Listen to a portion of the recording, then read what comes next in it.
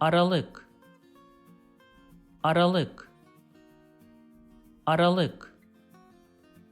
Aralık yılın 12. ayı.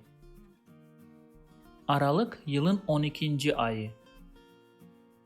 Aralık yılın 12. ayı. Aralık yılın son ayı. Aralık yılın son ayı. Aralık yılın son ayı. Aralık sonunda işten ayrılacağım. Aralık sonunda işten ayrılacağım. Aralık sonunda işten ayrılacağım.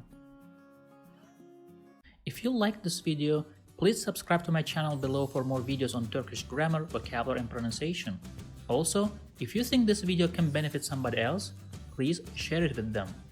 Last, if you have any comment or request, please provide your feedback in the comment section below and I'll do my best to respond as soon as possible.